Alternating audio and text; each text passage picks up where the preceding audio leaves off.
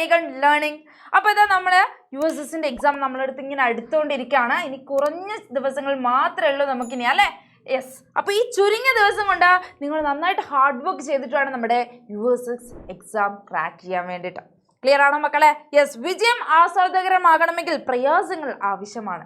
Okay, ഈ ഒരു ചെറിയ സമയം നിങ്ങൾ എന്ത് ചെയ്യുക? നന്നായിട്ട് പ്രയാസപ്പെട്ട് പഠിക്കുക, നന്നായിട്ട് ഹാർഡ് വർക്ക് ചെയ്യുക. എന്നാലോ നിങ്ങൾക്ക് വിജയം ഉറപ്പാണ്. അപ്പം നിങ്ങൾക്ക് എന്ത് ചെയ്യാം? നന്നായിട്ട് എൻജോയ് ചെയ്യാം. ഓക്കെ, അപ്പോൾ നമ്മളിന്ന് ഡിസ്കസ് ചെയ്യാൻ പോകുന്നത് പ്രധാനപ്പെട്ട, അതായത് USSൽ 5-6 ക്ലാസ്സുകളിൽ നിന്നും വരാൻ ചാൻസ് ഉള്ള പ്രധാനപ്പെട്ട 10 ക്വസ്റ്റ്യൻസുകളാണ്. ഓക്കെ ആണോ? അപ്പോൾ ഇത്രയും ദിവസം നമ്മൾ 7ാം ക്ലാസ്സിലെ ചാപ്റ്റേഴ്സും അതേപോലെ 7ാം ക്ലാസ്സിലെ കുറേ ക്വസ്റ്റ്യൻസ് ഒക്കെ ഡിസ്കസ് ചെയ്ത് കഴിഞ്ഞു. ഇനി 5-6 ക്ലാസ്സിലെ ക്വസ്റ്റ്യൻസുകളൊന്ന് ഡിസ്കസ് ചെയ്ത് നോക്കാം, അല്ലേ? അപ്പോൾ ഇതാ ഒന്നാമത്തെ ക്വസ്റ്റ്യൻ ഇതാണ് മക്കളെ. The small units of the body is called. എന്താ? ശരീരത്തിന്റെ ചെറിയ യൂണിറ്റുകളെ എന്താണ് വിളിക്കുക?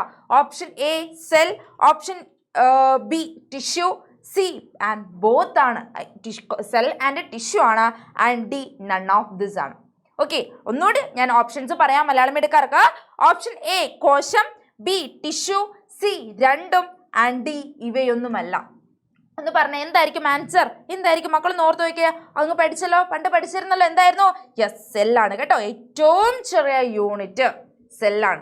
ഈ സെല്ലുകൾ കമ്പൈൻ ചെയ്തിട്ടാണ് എന്തുണ്ടാകുന്നത്? നമ്മുടെ ടിഷ്യൂ ഉണ്ടാകുന്നത്. ഓക്കെ ആണോ? യെസ്. ഇത് രണ്ടാമത്തെ ക്വസ്റ്റ്യൻ ഇതാണ്. Organisms with only 1 cell is called dash. എന്താ വിളിക്കുക? ഒരു സെല്ല് മാത്രമുള്ള ജീവികളെ എന്താണ് വിളിക്കുക? ഒരു ഏകകോശ ജീവികൾ എന്ന് വിളിക്കും. എന്താ വിളിക്കുക? യെസ്, ഏകകോശ ജീവികൾ. ഓപ്ഷൻസ് ഒന്ന് വായിച്ചു തരാം.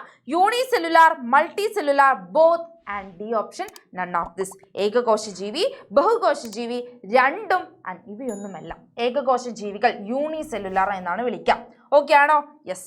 ഇനി ഇതാ അടുത്ത question. Magnets which made using iron and steel are dash. എന്താണ്? ഇരുമ്പ്, ഉരുക്ക് എന്നിവ ഉപയോഗിച്ച് നിർമ്മിക്കുന്ന കാന്തങ്ങൾ ഡാഷ് ആണ്. എന്താണ്? ഓപ്ഷൻസ് ഒന്ന് വായിച്ചു തരാം. എ ഓപ്ഷൻ ആർട്ടിഫിഷ്യൽ മാഗ്നറ്റ്, എന്താണ്? കൃത്രിമ കാന്തങ്ങൾ. ബി ഓപ്ഷൻ നാച്ചുറൽ മാഗ്നറ്റ്, സ്വാഭാവിക കാന്തങ്ങൾ.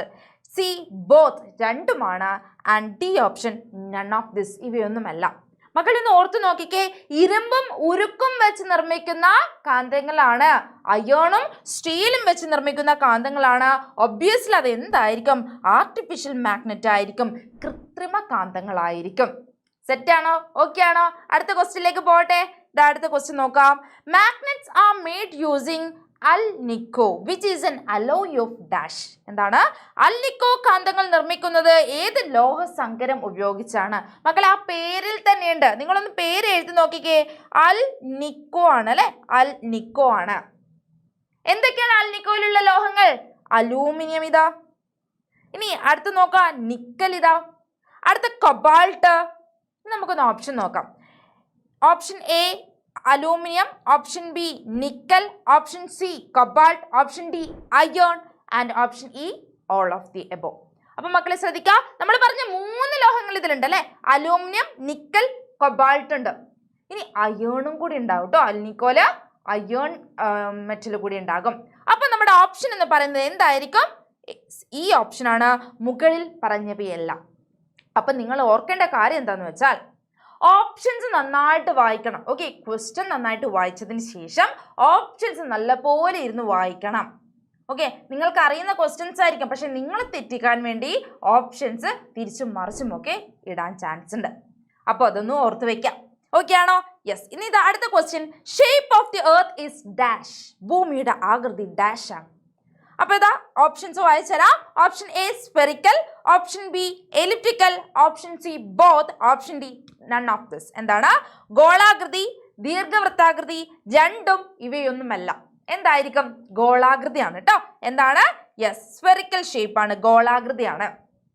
ശരിക്കും ഭൂമിയുടെ ആകൃതി എന്ന് പറയുമ്പോൾ ജിയോയിഡൽ ഷേപ്പാണെന്നാണ് പറയാം. ഓക്കെ, ജിയോയിഡൽ ഷേപ്പാണെന്നാണ് പറയാം. നിങ്ങൾ കുഞ്ഞു മക്കളായതുകൊണ്ട് കുഞ്ഞു ബുദ്ധിയല്ലുള്ളൂ. അതുകൊണ്ട് എന്താണ്? സ്പെറിക്കൽ ഷേപ്പ് അല്ലെങ്കിൽ ഗോളാകൃതി എന്ന് മാത്രം അറിഞ്ഞിരുന്നാൽ മതി. വലിയ ക്ലാസ്സിലെത്തുമ്പോഴത്തേക്കും ആ ഒരു വേർഡ് മാറി എന്തായിട്ട് മാറും? ജിയോയിഡൽ ഷേപ്പ് ആണെന്ന് മാറും. ഓക്കെ ആണോ? യെസ്. ഇനി ഇത് അടുത്ത question. Earth rotate from. Earth എങ്ങനെയാണ്, ഭൂമി എങ്ങനെയാണ് കറങ്ങുന്നത്? എവിടുന്ന് എങ്ങോട്ടേക്കാണ് കറങ്ങുന്നത്? ഓപ്ഷൻസ് ഒന്ന് വായിച്ചു തരാം. West to east. എന്താണ്? പടിഞ്ഞാറ് നിന്ന് കിഴക്കോട്ടേക്ക്. ഇനി അടുത്തത് ഈസ്റ്റ് ടു വെസ്റ്റ്, കിഴക്ക് നിന്ന് പടിഞ്ഞാറോട്ടേക്ക്. സി ഓപ്ഷൻ ബോത്ത്, രണ്ടു വഴിയും കറങ്ങുന്നുണ്ട്.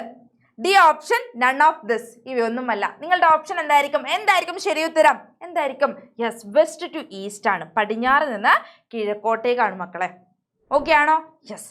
ഇനി ഇതാ അടുത്ത ക്വസ്റ്റ്യൻ വായിക്കാം. Dash is the process of separating the clear liquid above after sedimentation of the components of a mixture. എന്താണ്? ഡാഷ് ഒരു മിശ്രിതത്തിലെ ഘടകങ്ങളെ അടിയിച്ച് മുകളിലുള്ള തെളിഞ്ഞ ദ്രാവകം വേർതിരിക്കുന്ന പ്രക്രിയയാണ്. ഇത് നമ്മൾ പഠിച്ച കാര്യമാണ് അല്ലെ? യെസ്, മിക്സ് ആൻഡ് സെപ്പറേറ്റ് എന്ന് പറയുന്ന ചാപ്റ്ററിൽ നമ്മൾ പഠിച്ച കാര്യമാണ്. അപ്പൊ നോക്കാം, ഓപ്ഷൻസ് വായിച്ചുതരാം. ഡീകാൻറ്റേഷൻ, തെളിയൂറ്റൽ. ബി ഓപ്ഷൻ ഫിൽട്രേഷൻ, അരിച്ചെടുക്കൽ. സി ഓപ്ഷൻ ഇവാപ്രേഷൻ, ബാഷ്പീകരണം. And D option ഇവയൊന്നുമല്ല.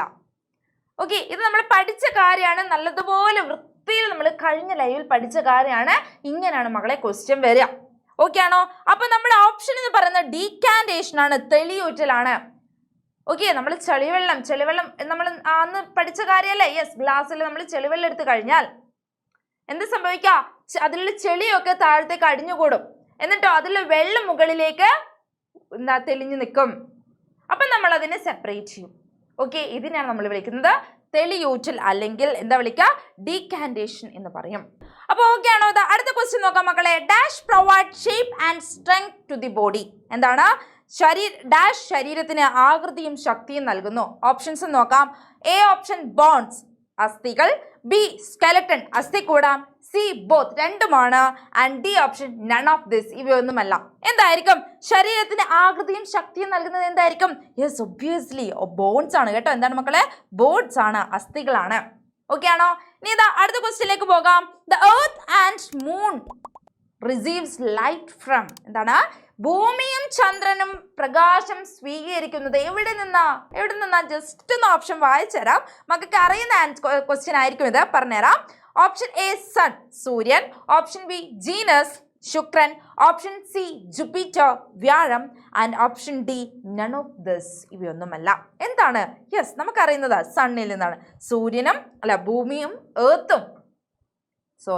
ഭൂമിയും ചന്ദ്രനും നമ്മുടെ ലൈറ്റ് റിസീവ് ചെയ്യുന്ന എവിടെ നിന്നാണ്? സണ്ണിൽ നിന്നാണ്. ഓക്കെ ആണോ? യെസ്. ഇനി ഇത് ലാസ്റ്റ് ക്വസ്റ്റ്യൻ ആണ്. Physical properties of a substance are. എന്താണ്? ഒരു പദാർത്ഥത്തിന്റെ ഭൗതിക സ്വഭാവം എന്ന് വെച്ചാൽ എന്താ? നമ്മൾ കണ്ണുകൊണ്ട് കാണുന്ന ആ ഒരു സ്വഭാവങ്ങൾ, ഓക്കെ, ആ ഒരു ഗുണങ്ങൾ എന്തൊക്കെയാന്നുള്ളത്. ഓക്കെ, നമ്മളൊരു പദാർത്ഥത്തെ കണ്ണുകൊണ്ട് കാണാൻ നമുക്ക് എന്തൊക്കെ ആ പദാർത്ഥത്തിനെ കുറിച്ച് കാണാൻ വേണ്ടി പറ്റും, അല്ലെങ്കിൽ എന്തൊക്കെ അറിയാൻ വേണ്ടി പറ്റും? യെസ്, സ്റ്റേറ്റ് അറിയാൻ വേണ്ടി പറ്റും. അത് വാതകാവസ്ഥയാണോ, ഖരാവസ്ഥയാണോ, അല്ലെങ്കിൽ ദ്രാവകാവസ്ഥയാണോ, അതൊക്കെ അറിയാൻ വേണ്ടി പറ്റും അല്ലെ? യെസ്, അവസ്ഥ അറിയാൻ വേണ്ടി പറ്റും. ഇനി ഷേപ്പ്, എന്താകൃതിയിലാണ് ഷേപ്പ് അറിയാൻ വേണ്ടി പറ്റും. ഇനി സി എന്താ പറഞ്ഞിരിക്കുന്നത്? സൈസ്, അതിന്റെ വലിപ്പം എത്രയാണ്, ചെറുതാണോ വലുതാണോ, വലിപ്പം അറിയാൻ വേണ്ടി പറ്റും. And D option all of this, ഇവയെല്ലാമാണ്. ഏതായിരിക്കും ഓപ്ഷൻ? യെസ്, ഡി ഓപ്ഷൻ ആണ്. കണ്ടോ മക്കളെ, ഇതാ ഞാൻ പറഞ്ഞിരിക്കുന്നത്. ക്വസ്റ്റ്യൻ നന്നായിട്ട് വായിക്കുകയും വേണം, അതേപോലെ ഓപ്ഷൻസും വായിക്കണം. നിങ്ങളെ കുഴപ്പിക്കാനുള്ള ഓപ്ഷൻസും വരാൻ ചാൻസ് ഉണ്ട്. ഇവിടെ നമുക്ക് ഫസ്റ്റ് എ ഓപ്ഷൻ മാത്രം വായിക്കുന്നവരാണ് എന്ത് കൊടുക്കും? യെസ്, എ ആണെന്ന് കൊടുക്കും. മനസ്സിലായോ? അപ്പൊ എല്ലാ ഓപ്ഷൻസും വായിക്കാൻ, നല്ലതുപോലെ ക്വസ്റ്റ്യനും വായിക്കുക. എന്നിട്ട് നിങ്ങൾ എന്ത് ചെയ്യുക? കറക്റ്റ് ഓപ്ഷൻ കൊണ്ട് ചൂസ് ചെയ്യുക. ഓക്കെ ആണോ? യെസ്. അപ്പൊ നന്നായിട്ട് പഠിക്കാം മക്കളെ. ഇനി കുറച്ച് ദിവസങ്ങളിലും മിസ് ഒന്നുകൂടി പറയാണ്. ഓക്കെ, ഇനി ബാക്കി അതായത് 5-6 ക്ലാസ്സിലെ കുറച്ച് ഇമ്പോർട്ടൻ്റ് ആയിട്ട് കാര്യങ്ങളായിട്ട് മിസ് നാളെ ലൈവിൽ വരുന്നുണ്ട്. അതായത് 9-ാം തീയതി കൃത്യം 7 മണിക്ക് നമ്മുടെ ലൈവ് ഉണ്ട്, ബേസിക് സയൻസിന്റെ. അപ്പൊ മക്കളെ എല്ലാവരും കൃത്യം 7 മണിക്ക് നമ്മുടെ ലൈവിൽ വരണം. ഫ്രണ്ട്സിനൊക്കെ കൂട്ടി വരണം. അതേപോലെ ഈ ഒരു വീഡിയോ നിങ്ങൾ ഫ്രണ്ട്സിനൊക്കെ അയച്ചു കൊടുക്കുക, അവരും പഠിക്കട്ടെ. ഓക്കെ ആണോ? യെസ്. അപ്പൊ ലൈവിൽ കാണാം. ബൈ.